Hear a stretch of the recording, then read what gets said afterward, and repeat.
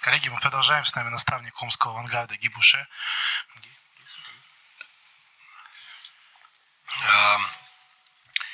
Well, it's been tough lately, not in terms of performance, but in terms of result. I think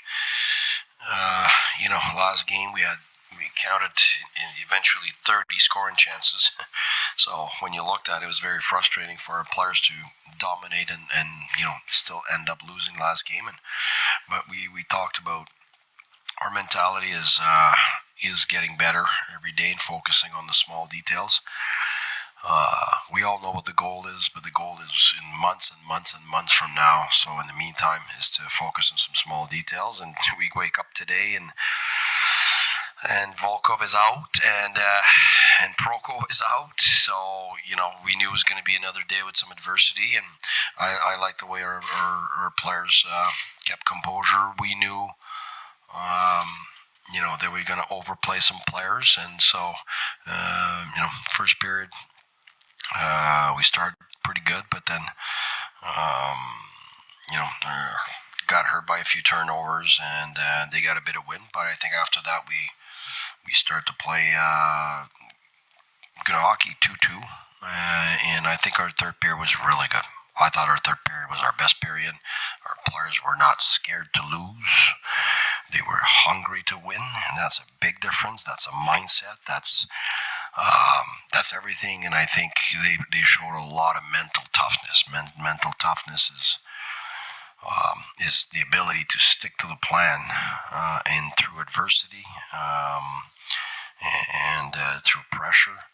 And we've had a lot of adversity lately, so I think this is really, really strong mental performance from our players in the third period. I think our players really rallied together. And, the reality is we're a bunch of guys that have been put together. We haven't had our team yet. We've had late guys coming in. We have guys injured, so we're still at the beginning of trying to get all of that to gel. But the one thing is for sure is that there's a great atmosphere in this room. I mean, that's probably our number one strength. The atmosphere is terrific. The players enjoy each other. They respect each other. So we have a family atmosphere. And pulling through in these moments just helps you continue to grow and become a team. We're not a team yet. We're a bunch of individuals together, but we're slowly becoming a team. And that's going to still take some time, but I'm enjoying it. It's exciting. It's the first building blocks of a new team. And next game we got some guys coming in. Pano should be in, and Volkov should be back. Pro should be back. Pano, so Jakub Pano, so 4 guys. Some of our best players coming back, and it might take them a week or 2 or maybe 3 to get their timing back, but it's exciting. Непростая ситуация складывалась у нас в последнее время, даже не в том смысле, как мы выступали, а именно в плане того, какого результата мы добивались. В прошлом матче мы посмотрели, у нас было более 30 голевых моментов, и обидно вот так доминировать и в итоге проиграть. Действительно, это сказывается, это давит, это неприятно. И здесь важно психологически настроиться и выстоять, проявить ту самую стойкость, которая нам необходима. И я вижу, что наша команда в этом плане становится сильнее и лучше. Мы сохраняем фокус на деталях, на нюансах игры. Мы знаем нашу конечную цель, но до этой цели еще идти, она ждет нас только лишь спустя долгие месяцы. Сегодня, скажем, утром мы проснулись и узнали, что Волков не сыграет, Прохоркин не сыграет. То есть очередной день для нас, который подкидывает неприятные сюрпризы. И я доволен тем, как ребята отреагировали, как они справлялись, как они показывали себя стойко и сдержанно. Да, понятно, что кто-то переигрывал, кто-то уставал сегодня. Это было неизбежно, но я считаю, что первый период мы провели достаточно хорошо. Затем были некоторые потери, которыми противник воспользовался и немножечко перехватил инициативу.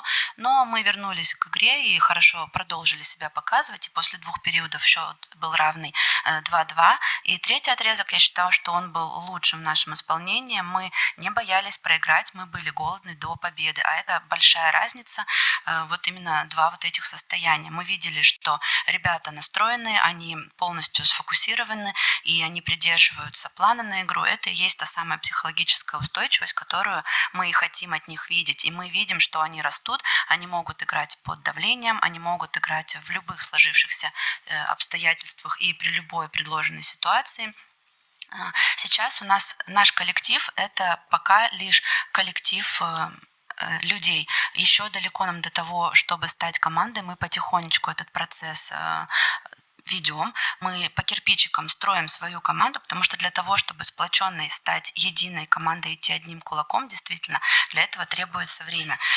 Нужно, чтобы все сыграли, чтобы все сплотились. И единственное, что могу отметить, что атмосфера в раздевалке, она действительно великолепная. И я считаю, что это наша сильная сторона номер один, потому что все ребята рады тому, кто находится рядом с ними, они получают удовольствие от игры со своими партнерами, и тренировать этих ребят – это также одно удовольствие. У нас по-настоящему такая хорошая семейная атмосфера. И мы становимся в этом плане только сильнее и сильнее. Ждем возвращения 4 наших сильных игроков. Это Пономарев, Волков, Прохоркин, Якупов. Вернутся они в состав. И понятно, что какое-то время, 1, 2, может и 3 недели им потребуется для того, чтобы полностью войти в игровой ритм. Но уже здорово то, что мы видим. И я предвкушаю вот именно тот момент, когда мы всей командой выйдем на лед. Спасибо. Дим, давай, зажигай. Спорт 4, Дмитрий Аркалов. Мы знаем про сроки возвращения Якупова и Пономарева, а новые выбывшие из состава это со дня на день возвращение? Прохоркин и Волков. Сейчас сказал, что все ждем, но... Они приболели, да. We are looking forward to see Ponomarov back and Yakupov. And what about those guys who are sick? When do you think they'll be back? I hope tomorrow, but no, they had fever today, so that's why, and they wanted to play. I know those guys are tough guys, and they wanted to play, but the fever was high, and there was no reason to get them in here. So hopefully tomorrow fever's down. Hopefully the day after, maybe they're able to practice, and maybe everybody's available for the next game, and maybe for the first time of the year, I'm going to have difficult choices with the roster on who's going to play and who's not. So I am looking to that positive problem. Надеюсь, что уже завтра, но если серьезно, то они приболели, у них просто повышенная температура, и они, конечно, такие крепкие орешки, они готовы были играть и сегодня, но температура достаточно высокая, поэтому не было оснований для того, чтобы действительно пускать их и играть. Им нужно отдохнуть, восстановиться. Надеюсь, что завтра жар спадет, и они уже послезавтра будут тренироваться с командой. И в целом я надеюсь, что все ребята, вот вышеупомянутые, они будут готовы играть уже на выезде, и тогда я встану перед такой приятной, сложной проблемой, и мне нужно будет выбирать, кто же все-таки выйдет на лед. И вот эта позитивная проблема, когда у тебя есть выбор и есть из кого выбирать, вся команда в твоем распоряжении. Я жду, не дождусь, когда я встану перед этим выбором. Спасибо. Еще. С Трактором очень непохожие игры были. Одна игра пришлась, наверное, на такой функциональный спад Авангарда. Вторая была, по сути, там, без обороны. Таких разных характеров игр, они, прежде всего, от вашей команды, от вашего состояния зависят? Или вы увидели разный Трактор на вот этой дистанции? The games against Tractor were different ones and they were a different scenario. Is it due to our team or maybe you saw different sides of Tractor? Every game's a different story against anybody. I've never seen 2 games the same in my life. So we've had games against Magni. They were different games. And Tractor, anybody. I mean, Barra's game was different there than it was at home. Every day is a new day. Every game's a new game. Every period is a new period. That's the beauty of life. You make it what you want. You make it what you can. You can't expect. First of all, some of their players are different. Our players are different. Chemistry is different. You're missing guys. You got guys sick. Everything. That's why every day is a completely different story. You're never going to reproduce the same type of game the next time you play a team. So that's exciting. Каждый матч – это абсолютно новая история, и каждая встреча отличается от другой. Никогда еще за всю свою жизнь я не видел два одинаковых матча. И здесь даже не важно, с кем именно ты играешь. Два матча против Магнитогорска тоже были абсолютно разные. Два матча против Бориса там и тут, они тоже складывались по-разному. Каждый день это новый день. Каждый матч – это новый матч, каждый период – это новый период, и все они отличаются друг от друга. В этом-то и красота жизни, потому что ты отталкиваешься от того, что происходит, и ты делаешь то, что в твоих силах, выкладываешься по полной. Здесь все зависит от того, что с игроками той команды, что с игроками этой команды, какова химия у них, кто-то, может быть, приболел, у кого-то, может быть, травма. Очень много факторов, которые влияют, и никогда ты не сможешь воспроизвести один матч в другой день, и в этом-то вся прелесть, в этом вся красота. Еще один вопрос тоже про противостояние с Трактором. Жерар Галан, когда приехал в КХЛ, удивился, что здесь очень много разных систем, очень много разных стилей, команды более разнообразные, чем в НХЛ. Вот вам с точки зрения противостояния команд, где тренеры канадцы, как у Трактора, как, может быть, Шанхай, да, проще, понятнее ли эти команды с точки зрения системы, стиля, чем некоторые русские? Gerard Galland mentioned that there are different teams here that play various styles compared to, let's say, the AHL or something. So the styles here are different. When coaching against the team that is coached by a Canadian coach, is it somehow easier for you? No, it's the same. To me, it's every game is that's a fun part for me. That's just adapting to some of the stuff the opponent does. But my philosophy is clear: 80% of your efforts, 80% of your focus has to be on your team. If you start trying to adapt to other teams, then you're not putting your game and your identity on the ice, and that's where you start to get lost in someone else's identity and another team's identity and other players from other teams. I don't. I mean, and to be honest with you, that's in playoffs. It's about 80-20, but at this time of the year, 90% has to be about your own players, your own team, your own style, and 10%. You're aware of what the opponent does, and there's some things that you have to counter, and then you have to attack. So basically, you want to. It's always the same. You want to defend against their strengths, and you want to attack their weaknesses. But that's part of that 10 to 20%. The rest, it has to be what your team is, how your team is built. What type of players are you? A big team? Are you a small team? Are you a fast team? Are you a puck hanging people that hang around the pucks? Are you physical? Are you not? You have to adapt to what you have. So you can't copy other teams. You can't copy other styles. I mean, to me, as a coach, I have what I believe in, but I always bring some new things. I always like to, but it's always adapting to what you have. It's always, I mean, that's why it's funny sometimes because he's a defensive coach and this guy's an offensive coach, and to be honest with you, that's bullshit. If you have offensive players, you're an offensive coach. If you have defensive players, you're a defensive coach. In the end, if you want to win, you can't be one or the other. You have to be really good at both. So you need players that are good at both, then the coach needs to be good at both.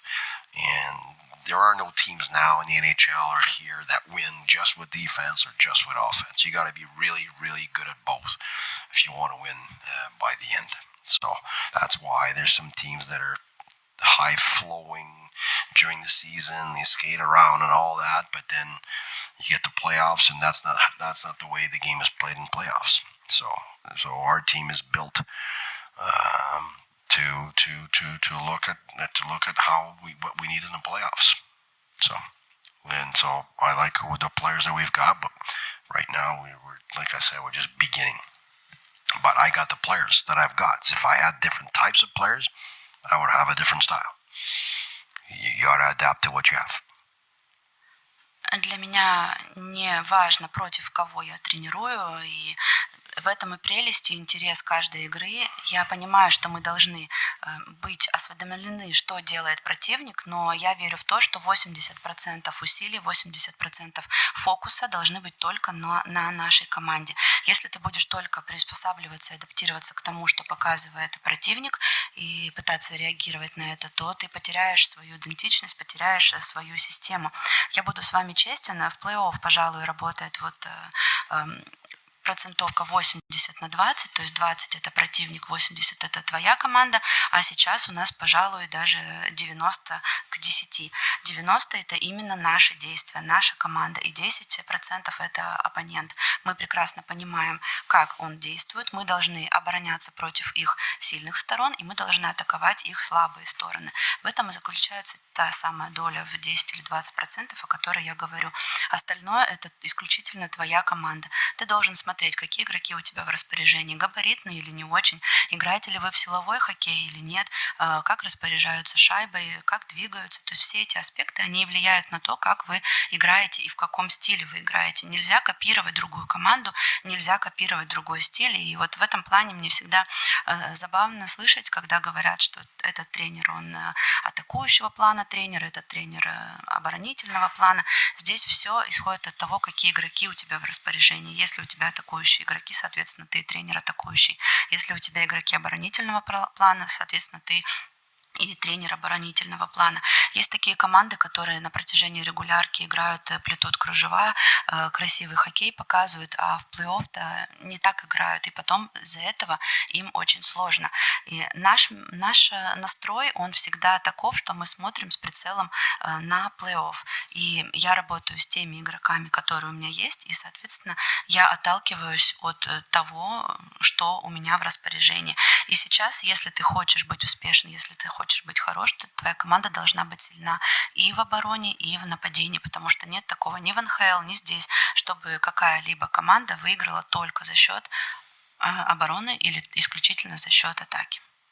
And just to add to that, the difference is they're not really in the style for me that much. It's the size of the rink. That's a big difference with North America. And because the size of the rink is smaller in North America, then it's tougher for smaller players. Smaller skill guys, they don't have the room in North America and it's a lot tougher physically in North America. Two reasons: because on a big ice surface, sometimes you need faster players, and sometimes the faster players are the smaller players. And that makes it much tougher in North America. And two, the refereeing is very different. Very different. The refereeing here doesn't allow you to be tough. The minute you're tough and you hit hard, even if it's clean, it's a penalty. The minute if you touch somebody, even though it's barely a semi-cross check, you're in a penalty box. So the refereeing, the type of refereeing here, doesn't allow the players to be tough. So that's very different. So if you go to North America, if you're not physically tough enough and you can't handle the no space game, then you can't play in North America. That's the biggest difference, and vice versa. Somebody that can play on a smaller ice surface and sometimes is a tough player but doesn't have the skating abilities, well, then he comes here and he can't.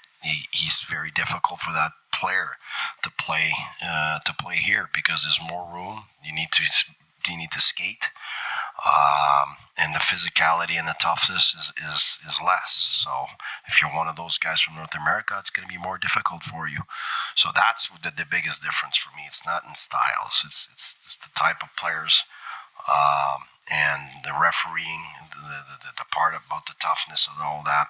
So that makes a big difference here compared to North America. Еще хотел бы отметить, что самое большое отличие Северной Америки здесь заключается не в каких-то стилях, которые показывают те или иные команды, а вот в частности в размере площадки, потому что в Северной Америке она меньше, и понятно, что там менее габаритным игрокам им сложнее, у них нет свободного пространства, хоккей очень силовой, здесь же площадка больше, и тебе необходимо кататься больше, и тебе нужны быстрые игроки, а быстрые игроки, они зачастую как раз менее габаритные. И бывает так, что если, допустим, с катанием не так хорошо, приезжаешь сюда, и тебе будет очень сложно, потому что нужно много кататься, площадь больше, и это может быть определенным вызовом для того или иного игрока, который приезжает сюда. И еще одно отличие – это судейство. Здесь я бы сказал, что оно более строгое, то есть в очень силовой манере не дают играть, идут удаления, и нужно к этому тоже адаптироваться, потому что в этом отличие. Что-то, за что в НХЛ или в Северной Америке в целом не давали бы удаления, здесь приводит к тому, что твой игрок отправляется в штрафной бокс. Поэтому здесь вопрос даже не стиля игры, а вот именно те два фактора, которые я отметила. Это типы игроков и судейство, стиль судейства. Антон, пожалуйста, вопрос по большинству. Ги с победой. Ги с победой. Почти год, как уже Константин Акулов играет в «Авангарде». И сейчас, вспоминая обмен Константина Акулов Кол Каслс, даже не верится, что один из них это лидер лиги, а другой уже даже не играет в КХЛ. Были ли какие-то предпосылки, мысли, что Константин может выдать такой вот чуть ли не праймовый сезон? Okulov has been a year with us already, and when during that trade, Castles to Okulov, it was hard to imagine that one will be a top player and the other one will be even out of the league. So could you foresee that he'd be on the top? Yeah, but to be honest with you, yes, because, when I look at players and I try to project what they can be on their own, but also what they can be with me. I have a certain way of doing things, and I know what kind of player has success with me and what kind of player has less success with me in general. Some surprise me, but there was no surprise there. I was a big fan watching the video, and I was a big fan before we got him, and we had some good discussion with the organization, and I was right away, I said, I need this guy. He's an extremely smart hockey player in both sides of the ice, and his concept of time and space is phenomenal. And he's got a mix. He can accelerate the play. He can slow it down. Some players can only slow it down, which is good. They can do that, but he can do both. He can accelerate. He can slow it down. So not a lot of players can do that. A player looking left and passing right, and he has a lot of false information, which like fakes and stuff, and that's difficult. To play at a high level and have them poised mentally to be doing plays under pressure with that much calm is very rare. So, I know that my teams play under pressure and they create pressure, so you need players who are able to make plays with that pressure, and I saw that right away on the video. So yeah, he's a very, very great. I mean, first of all, he's a great human being. We asked around before. He's very smart, all around, off ice, on the ice. He likes to think the game, but he can compete too. It's not just skill. Some guys have skill and they don't compete. He competes, so it's a great mix. It's a terrific mix, and I'm happy I pushed for him. I'm happy the organization, was able to make a trade. We were hoping the best for Casal. He's a great guy, and I never thought he was going to be out of the league. To be honest with you, I'm surprised. But we had some types like Casal's, and we didn't have Okulovs. So it wasn't because one was no good. It was just because the style that we were missing. He was that. So yeah, it's a great addition. I'm not surprised at how good he is. No, and he's got more to give. Я не удивлен, и я именно этого от него и ожидал, потому что, когда я смотрю на игрока, я стараюсь понять и предвидеть, как он будет показывать себя, как он может показывать себя сам по себе, и как он может показывать себя, работая со мной. И зачастую все это практически всегда. У меня есть определенная система работы в этом плане, и практически всегда все оправдывается. Здесь кто-то из игроков бывает, что меня может удивить, но здесь никакого сюрприза не было. Я смотрел видео, я сразу понимал, что насколько это классный игрок, и я сразу понимал, что он нам действительно нужен, что нам такой игрок необходим. Он очень грамотный, он грамотно действует и в защите, и в обороне, он классно чувствует время и пространство, это просто у него на феноменально высоком уровне. Он может ускорять и замедлять игру, и это тоже важно, он может делать и то, и другое, потому что есть ребята, которые лишь замедляют, а он может действительно делать разные вещи, классные обманные маневры, когда он смотрит влево, пас отдает вправо, всегда угрожает воротам, всегда спокоен под давлением, а наша команда, она привыкла действовать под давлением и при этом активно прессинговать противника тоже. И вот такие ребята, как Акулов, они нам действительно необходимы. Я видела это на видео, я прекрасно понимал, что он на это способен, поэтому я просил руководство и говорил, что этот парень нам нужен, и я очень рад, что у нас все получилось. Плюс еще стоит отметить, что он отличный человек и вне льда, и на льду. Он очень грамотно подходит ко всему в целом. И у него не только мастерство, но и работоспособность и стремление соревноваться. Это также важно. Потому что у некоторых ребят есть только мастерство и талант, у него же арсенал гораздо богаче. И я рад, что я ратовал за то, чтобы он пополнил наши ряды, и это действительно получилось. Здесь не было никакого камня в огород Каслса, он тоже прекрасный игрок и отличный парень, просто нам необходим был нападающий другого стиля. И буду с вами честен, я удивлен, что Коул больше не в лиге. Хороший игрок, но не тот стиль, который нужен был нам. Кирилл, пожалуйста, финалочка от вас. Маклауд в самой концовке игры очень много находился на льду, то есть боролся и в итоге набрал большое игровое время.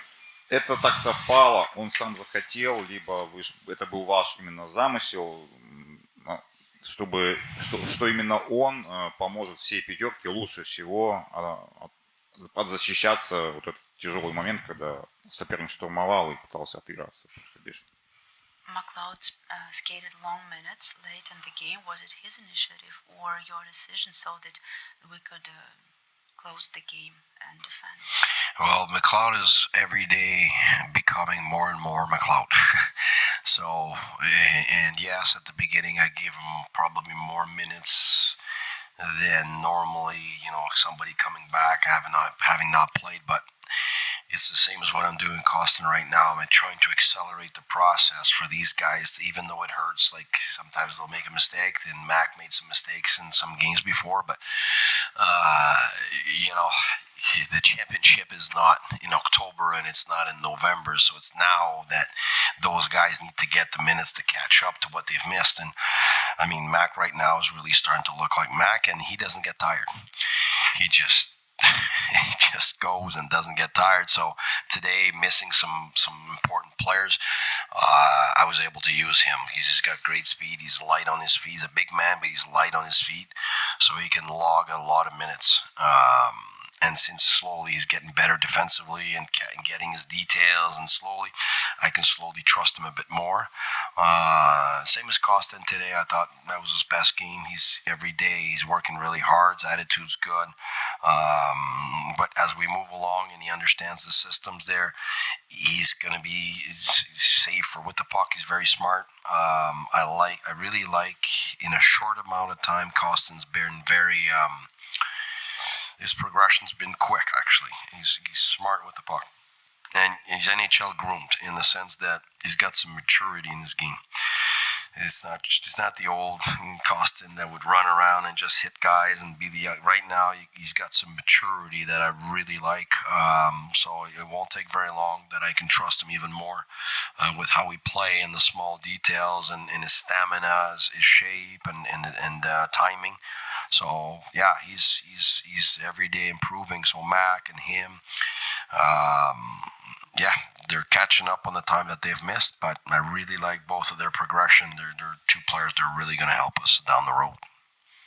Я бы сказал, что Маклауд с каждым матчем становится все больше и больше похож на себя самого, на Маклауда, которого мы и хотим видеть. Вначале я ему нагружал его достаточно, и большое количество игрового времени ему давал, равно как и Костину. Я делаю это для того, чтобы немножечко ускорить их процесс адаптации.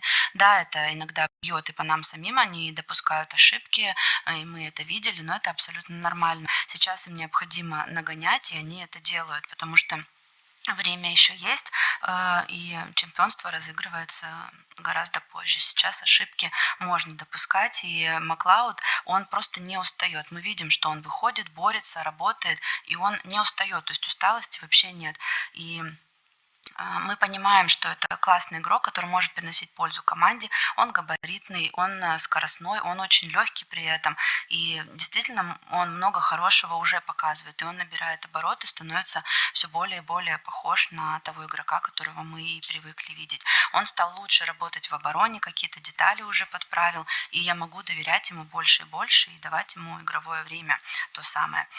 То же самое и по Костину. Мне очень нравится его отношение к делу. Мне нравится, как он проявляет трудолюбие, он очень грамотно распоряжается шайбой, и мы это видим. И я понимаю, что за тот короткий период времени, который он с командой, он прогрессирует достаточно быстро и в хорошем темпе. При этом он закален национальной хоккейной лиги, и есть та самая зрелость, которая мне в нем нравится. И я могу доверять и ему тоже. То есть мы видим в ребятах, и мы будем наблюдать, как улучшается и набирают они форму, как их выносливость становится еще лучше, как они лучше чувствуют время и пространство, и с каждым днем они улучшают свою игру, и сейчас, естественно, они нагоняют то, что они пропустили, но тем темпом, которым они это делают, я вполне доволен. Сегодняшние вынужденные кадровые перестановки можно ли одновременно считать такой хорошей отработкой на плей-офф уже, потому что там уже тогда вот такие вещи могут потом очень пригодиться, именно отработать такие проблемные ситуации. Do you think that the fact that we are facing adversity and you have to shuffle lines and guys are out, this and that, it's a good rehearsal before the playoffs because we will need it there? Smart man. Yes, that's exactly it. It's, when you breeze through, it's the same back in North America, and whether it's hockey, soccer, or whatever, when you breeze through, everything looks easy. You're not confronted with the hard lessons that you need to have before you get to the hard part of the season. And, the fact that players have to play with different guys and we shuffle around and we have hard games that, we deserve, but we don't win, but we got to rebound from that. Fight to be good defensively. Like again tonight, we only gave one 5-on-5 goal, and it's a mistake from a new player. But it forces us to be good defensively. It forces, if you score 4, 5, 6 goals every game, you're not improving defensively, and you think everything's going to be easy, but that's not the reality of once you get down to the best teams facing each other. So yes, adversity now is a builder for tomorrow, for sure. So, if you always ask me, I always wanted hard at the beginning. That's why I never look at standings. I hate looking at, where we are, and I don't care. It's next game. How do we get better? The mentality is, how do we create a chemistry where nobody cares who gets the credit? That's what we're looking for right now. And guys play with different guys, and no problem. Play left, play right, play center. Goalie today, had played a really good game last game on defense, but we need somebody to help us with the forwards, because we couldn't call anybody from the VHL because they're on the road. So we didn't think we were going to get 2 guys sick today. So goalie had played last because he's a forward, but he helped us. He got some good minutes. Yes, coach, no problem. So that's important, because later on playoffs, if you want to go through 4 rounds, everybody's injured. You miss guys. Guys are supposed to be your best players, but now they got a broken bone. And now what? And so then, if you've always just keep the same thing, you don't develop the mental toughness to adapt. And I think right now our team is learning to adapt to anything. Tough games, can't score, missing players, different guys playing amongst each other, and it's a builder. Adversity is a builder. I really believe in that. Очень хороший вопрос. Я вижу, насколько вы умный человек. Действительно, так оно и есть. И в Северной Америке, будь то хоккей, будь то футбол, если у тебя все идет легко и просто, без каких-то сложностей, то ты просто ничему не учишься. А вот эти тяжелые уроки, они необходимы, потому что когда настанет тяжелое время, они тебе пригодятся. Если твои ребята знают, как играть друг с другом, каждый может сыграть с каждым, конечно, это пригодится, когда придет время матчей на вылет. И если тебе тяжело побеждать, если ты проходишь через разные сложности, однозначно тебя это закаляет, и ты учишься грамотнее действовать в обороне. Скажем, если ты забиваешь 4, 5 или 6 голов за матч, то ты никак не отрабатываешь игру в обороне зачастую. Сегодня мы пропустили только один гол в равных составах расстановки 5-5, и там и то была ошибка от нашего новичка. То есть мы видим, что мы учимся и мы улучшаем свою игру. Для нас вот эти сложности и вот эти ситуации, которые необходимо преодолевать, это фундамент для завтрашнего дня. Я в целом люблю, когда поначалу сложно. Именно поэтому я никогда не смотрю на турнирную таблицу, на наше положение в ней, потому что самое главное это то, как игроки могут реагировать на ситуацию, какая химия у тебя в коллективе, могут ли все играть друг с другом, могут ли играть на разных позициях, справа фланга, с левого фланга, в центре. Вот взять того же Гуляева, он классно показывает себя в защите, но сегодня в связи с тем, что выбыли ребята, мы не знали, что они заболеют, этого, конечно, никто не может предвидеть, и поэтому мы никого не могли вызвать из ВХЛ, потому что команда на выезде, и мы говорим Гуляеву, ты нам нужен в нападении, на что он отвечает, конечно, тренер, без проблем. Именно такого мы ждем от своих ребят, потому что если ты хочешь выиграть 4 раунда, ты прекрасно понимаешь, что могут случиться травмы, игроки могут, допустим, получить какой-то перелом, и что тогда? Что ты будешь делать? Вот эта психологическая устойчивость и способность приспособиться и адаптировать, и правильно отреагировать на любую ситуацию, это именно то, над чем мы работаем, и именно этому наши ребята и учатся, когда происходят вот такие ситуации, когда ты проигрываешь в матче, который, казалось бы, ты должен выиграть, когда выбывают игроки, тебе необходимо занимать их место и помогать своей команде. Именно это и закаляет коллектив и делает его сильнее для того, чтобы команда была готова полностью в нужный момент. Коллеги, спасибо большое. До встречи.